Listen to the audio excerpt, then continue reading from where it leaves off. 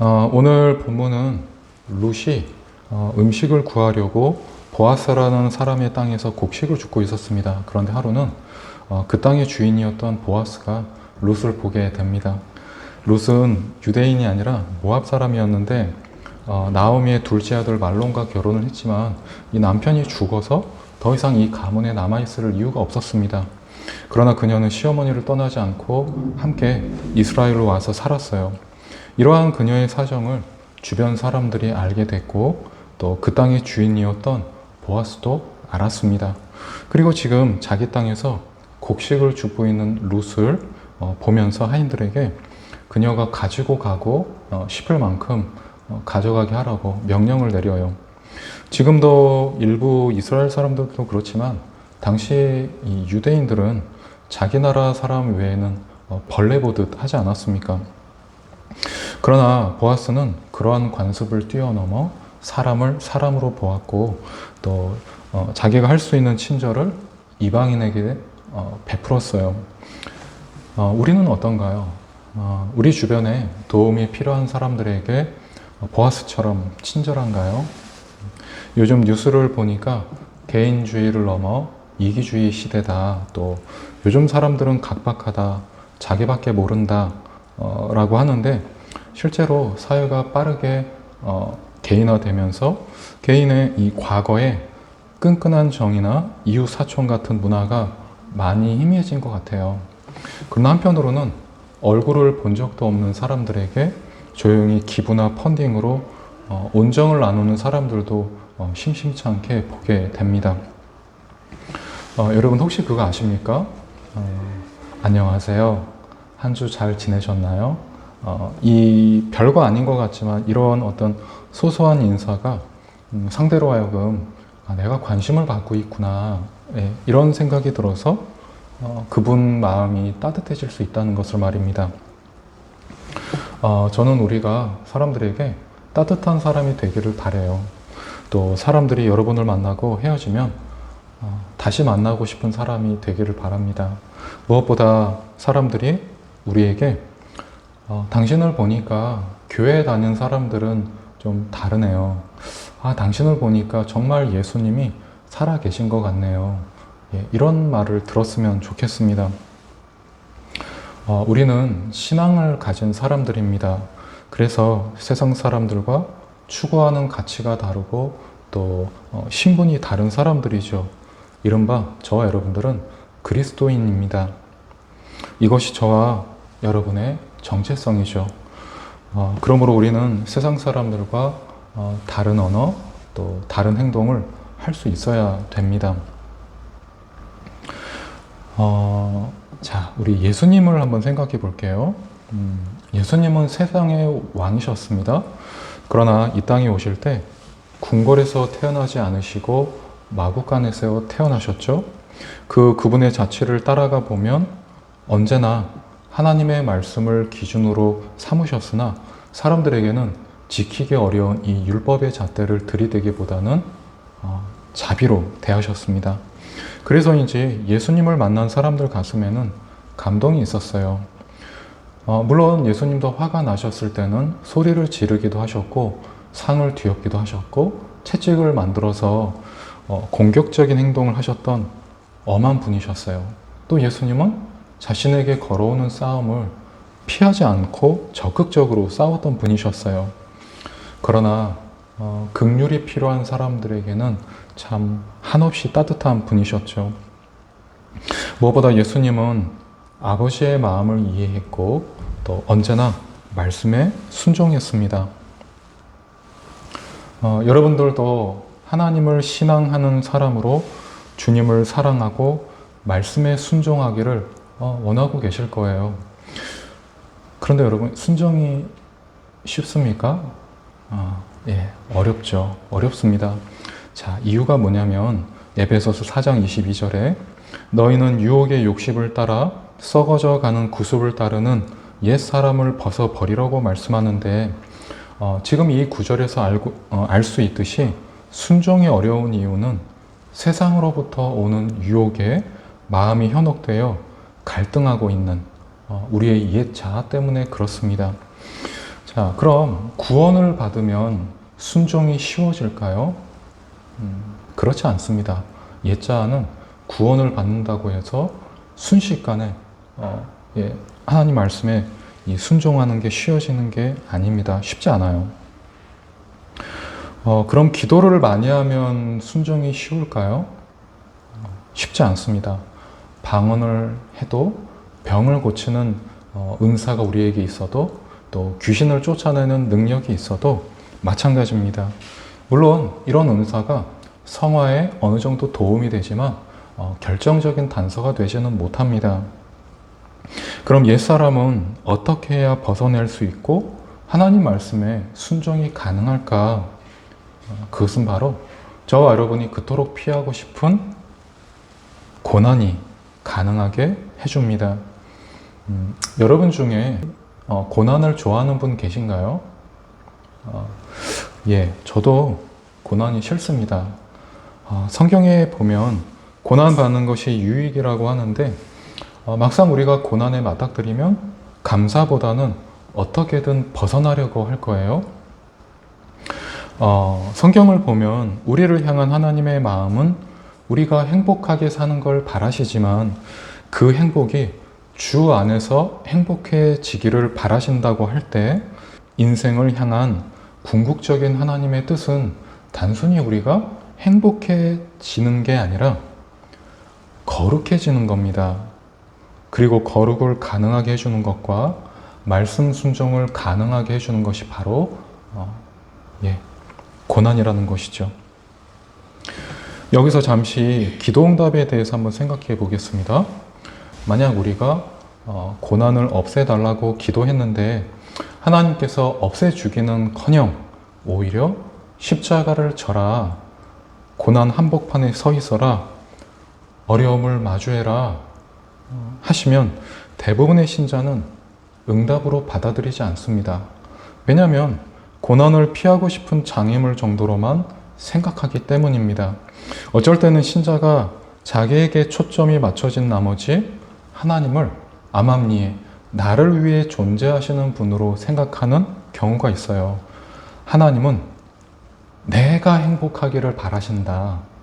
하나님은 나의 필요를 채우시는 사랑이 많으신 하나님이다. 이처럼 응답이 우리의 왜곡된 신념과 연결되어 지금 마주하고 있는 고난을 불필요하게 생각하거나 마귀의 소행으로 치부해 버려서 고난을 허락하신 하나님의 의도 내지는 목적을 생각할 시간도 없이 어떻게든 빠져나가려고 합니다. 여기서 우리가 정리하고 넘어가야 될 부분이 뭐냐면 하나님이 우리를 위해서 존재하시는 분이 아니라 우리가 하나님의 영광을 위해서 존재한다는 사실입니다. 하나님은 우리를 사랑하시죠. 그래서 하나님은 우리가 행복해지기를 바라십니다. 그러나 그 행복은 좀 전에도 언급했듯이 내가 거룩하니 너희도 거룩하라. 바로 거룩이 전제되어야 한다는 것입니다. 그리고 거룩해지기 위해서 고난이 필요한 것이죠. 마치 입시를 앞둔 학생이 필연적으로 어마어마한 스트레스를 견디며 시간을 보내야 되는데 결국 그 시간이 결과를 만들어내는 것처럼 우리도 거룩이라는 결과를 만들어내려면 이 고난이라는 과정을 거쳐야 되는 것입니다. 보아스는 룻에게 먼저 기업을 물을 자가 아니었어요. 룻기 3장 1절을 보면 참으로 나는 기업을 물을 자이나 기업 물을 자로서 나보다 더 가까운 사람이 있으니, 그래서 보아스는 먼저 기업 물을 자에게 찾아가서 그의 의중을 물어봅니다. 그런데 그가 거절을 하죠. 자, 룻기 4장 6절에 보면 그 기업 물을 자가 이르되 나는 내 기업에 손해가 있을까 하여 나를 위하여 물으지 못하노니 내가 물을 것을 내가 물으라, 나는 물으지 못하겠노라 하는지라. 처음에는 보아스가 이 기업 물을 자에게 엘리멜렉의 땅을 사라고 했는데 흔쾌히 사겠다고 했어요. 그런데 그 다음 보아스가 이런 말을 해요. 4장 5절에 그 밭을 사는 날에 모압 여인 룻에게서 사서 그 죽은 자의 기업을 그의 이름으로 세워야 한다. 이렇게 말합니다. 이 말을 들은 친족은 거절을 해요. 이유가 뭐냐면 내 돈을 들여서 밭을 샀는데 만약에 룻과 결혼을 해서 아들을 낳으면 이 아들은 율법상 내 아들이 아니라 죽은 말론의 아들이 됩니다. 그러면 어떻게 되는 거죠? 내가 돈을 주고 산 땅은 나중에 그 아이에게 고스란히 넘어가게 되는 거예요. 또 만약에 이 친족에게 전에 이 자식이 있었다면, 자녀가 있었다면 그들에게 갈 상속 재산까지 룻을 통해 낳은 이 아이와 나눠야 했던 겁니다. 심지어 룻은 유대인이 꺼려했던 모압 사람이었어요. 이런 이유를 통해서 이는 문화적, 종교적 부담감이 작용했던 것입니다. 이러한 이유로 거절을 했고 그 다음 기업 물을 자가 보아스였기 때문에 보아스는 룻을 맞이하게 돼요. 그럼 보아스는 리스크가 없었을까요? 보아스도 아까 그 친척처럼 당연히 리스크가 있었어요. 손해를 봅니다. 그럼에도 불구하고 룻을 받아들이죠. 자, 그럼 그 후 그의 선택이 어떤 결과물을 만들어냈을까요? 그의 가문은 평범한 가문이 아니라 이 왕조, 왕의 가문이 됩니다. 또 그의 가문을 통해서 우리가 잘 알고 있는 다윗이라는 걸출한 인물을 배출해내고 뿐만 아니죠. 그의 가문을 통해서 세상의 메시아 예수 그리스도께서 태어나십니다. 사랑하는 여러분, 당장은 손해처럼 보이고 고난은 의미를 생각할 필요 없이 무조건 피하고 보는 게 답이거나 어려움은 무조건 불행으로만 연결된다고 생각하지 말기를 바랍니다. 중요한 건 마주하고 있는 그 상황 가운데 평안하냐, 불행하냐, 그게 중요한 게 아니라 순종하고 있느냐, 불순종하고 있느냐, 이 점이 중요한 거예요. 이 시점에서 우리가 잠시 생각해 봐야 될 부분이 있습니다. 자, 우리는 현재 고난을 당하면 그 고난이 앞으로도 계속 이어질 거라고 생각하는데 이러한 심리를 학습된 무기력이라고 해요.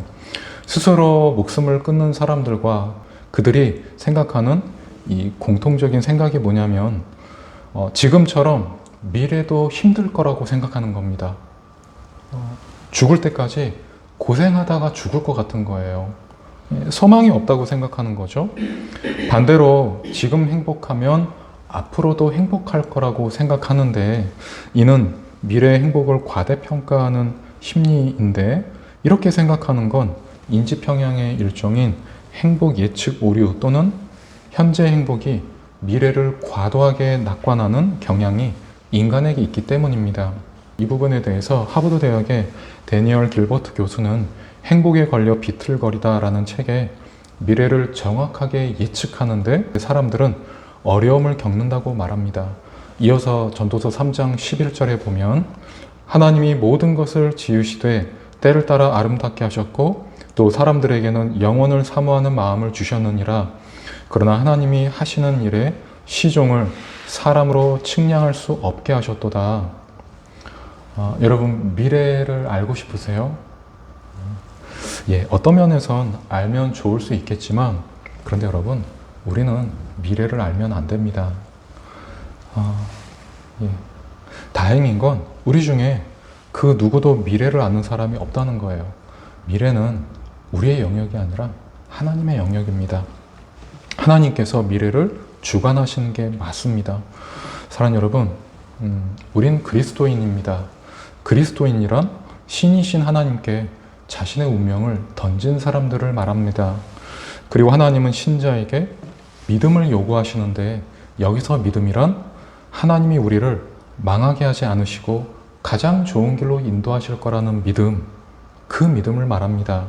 한 걸음 더 나아가 우리를 향한 하나님의 바람은 그 길이 가시밭길일지라도 피하지 않고 뚫고 걸어가는 대담함과 용기를 갖기 바라십니다. 요즘 OTT 중에 넷플릭스를 사람들이 많이 이용을 하는데, 이 스트리밍 플랫폼 중에서 아마 이 넷플릭스 인지도가 단연 압도적일 거예요. 그만큼 사람들 사이에 다른 스트리밍보다 가입자가 많다는 거겠죠. 이 넷플릭스는 1997년에 리드 헤이스팅스와 마크 랜돌프가 공동으로 설립해서 이듬해인 1998년 본격적으로 DVD 대여 서비스 웹사이트를 열고 사업을 시작했어요. 그리고 2000년대 중반에는 연일 최고 매출을 경신하고 있었습니다. 그런데 어느 날 이 리드는 인터넷 속도가 빨라지면 물리적인 이 디스크의 시대는 저물고 온라인 스트리밍 시대가 올 거라고 확신을 하게 돼요. 그래서 넷플릭스는 DVD 사업의 정점에 달했을 때 이 막대한 자본을 쏟아부어서 이 시스템과 자체 콘텐츠를 개발하기 시작했습니다. 이때 주주들 반발이 엄청났다고 해요. 또 소비자들도 외면하면서 주가는 폭락합니다. 그러나 시간이 흘러서 인터넷 속도가 2G, 3G, 그 다음 4G, 지금 5G죠. 5 시대를 맞이하면서 디스크 시장이 완전히 사라진 지금, 넷플릭스는 전 세계에서 독보적인 스트리밍 플랫폼이 되는데, DVD 사업을 할 때 그 당시 넷플릭스가 벌여들였던 이 최대 수익은 163억 달러로 원화로 환산하면 약 22조 원 정도 벌었다고 해요. 그리고 스트리밍 서비스로 체질을 개선한 후에 2024년에는 390억 달러, 작년이죠. 2025년에는 421억 달러, 1달러당 약 1,520원을 기준으로 환산하면 원화로 68조 5,500억 원의 매출을 올리고 있다고 합니다. 아마 당시 DVD 시장만 고집을 했다면 오늘날의 넷플릭스는 존재하지 않았을 거예요. 원견장원이라는 말이 있습니다. 이 말이 무슨 뜻이냐면, 멀리 보고 오랫동안 바라본다는 뜻으로 눈앞의 단기적인 이익이나 일시적인 변화에 흔들리지 말고 장기적인 안목과 원대한 비전을 끈기 있게 밀고 나가라는 말입니다. 오늘 보아스는 롯을 받아들이면 가문이 앞으로 승승장구 할 거라고 생각하지 않았어요. 왕족의 가문이 될 거라고 생각해서 롯을 받아들인 게 아니었어요. 오히려 그는 당장 손해를 감수해야만 했어요. 오늘 글을 통해 하나님이 우리에게 주시는 메시지는 이겁니다. 하나님은 실패를 성공으로, 좌절을 희망으로 바꿀 수 있는 분이라는 것, 여러분 멀리 보십시오.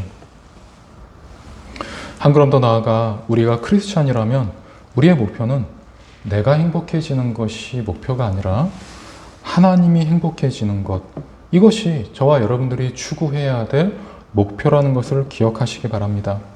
물론 지난주 설교 때도 함께 나눴지만 하나님은 우리가 당신 때문에 행복해지기를 바라시는 것처럼 또한 우리도 하나님 때문에 행복하기를 바라신다는 겁니다.